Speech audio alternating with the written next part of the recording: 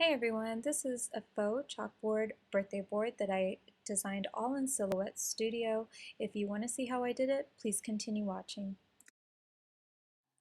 Alright, what I wanted to show you right here was the print border. That's that line going down the page. When I first started, I had read that I was supposed to set my design page settings to 11 by 14.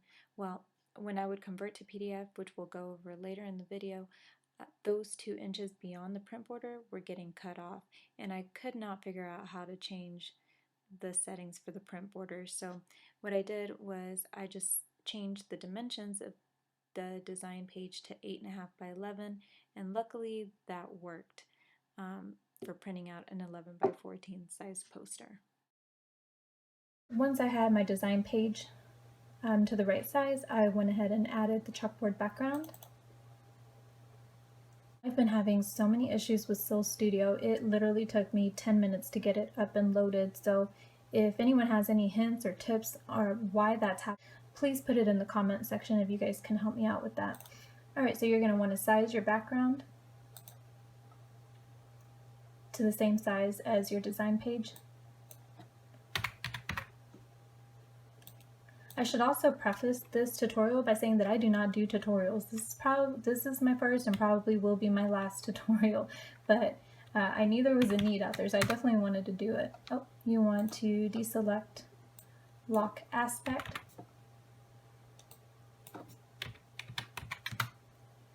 Okay, and you want to make sure that it completely covers that white background, because if you leave any white back there, it's gonna print out. Ask me how I know. Okay, so get your background on there, and then you can start adding your images and your text. Everybody knows how to add text, but I wanted to show you all the font that I used was Chalkline, and I got it from that same website. Actually, I don't think I've talked about it, but here's where I found everything that I needed for this project as far as fonts and the chalkboard background, and it was welived.happilyeverafter.com. The name of this font again is Chalkline. If you all have any questions about the other fonts that I used on the birthday board, go ahead and put them in the comments section.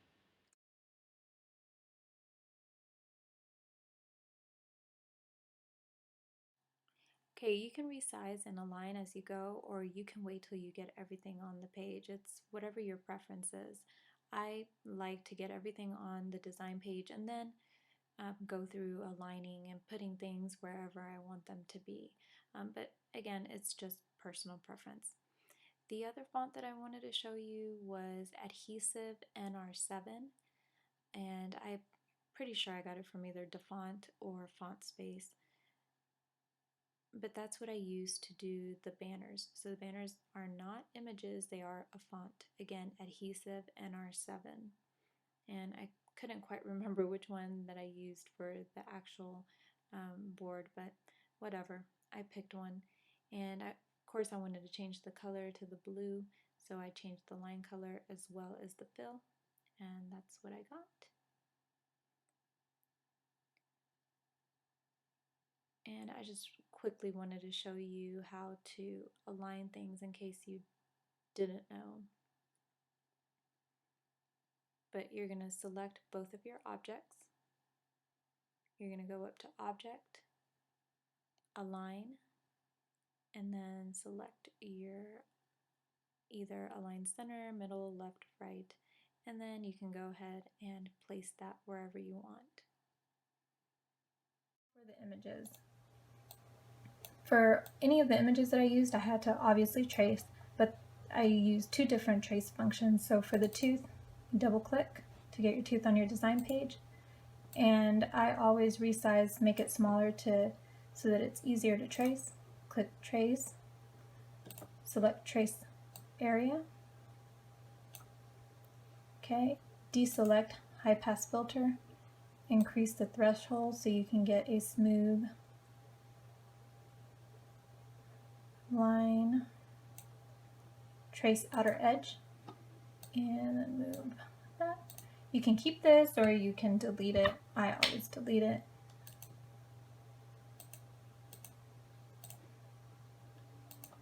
Oh my goodness. And then change the color. Okay, there you go. Alright, for these other two, for the fish and for the hats, I wanted to keep their original colors. So I wanted to keep them just like this when I printed them out. So it's a different print function. So you double click. This trace you do not want to do over your background because it will cut your background. So move them over to the side. And I think it's because it's somewhat transparent. Move it over to the side. Open up your trace window again.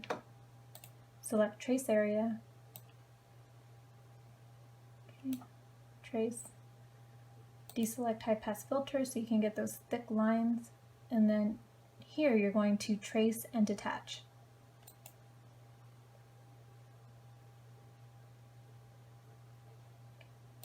And then move that background over. Now you have your little fish.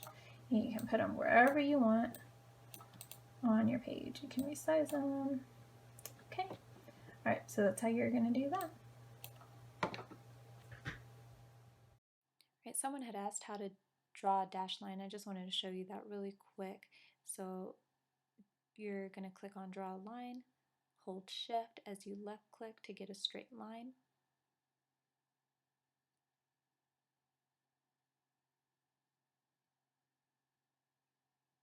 Again, shift, left click, and then you're going to want to select the line, click line style, and here you can also change the line thickness. I used either 3 or 4 for mine. You can play around with it and see what you like.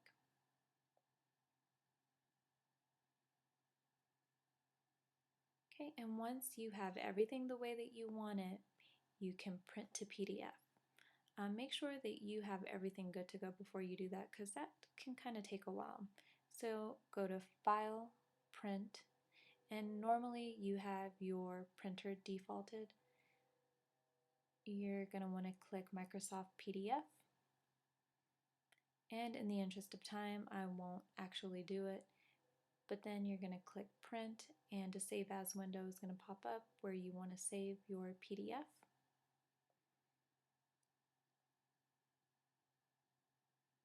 And remember, this process is just for PC, and here I'm using Windows 10. I'm not exactly sure what the process is for Mac.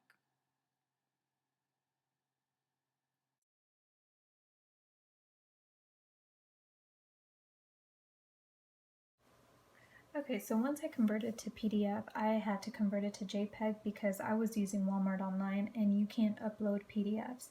So I used this website here, pdf to jpeg.net, and it was super user friendly.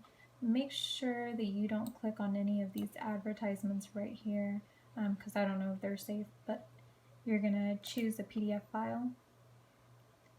And once you choose your PDF file, it's going to show up right here. And then you're going to select your JPEG quality, and I chose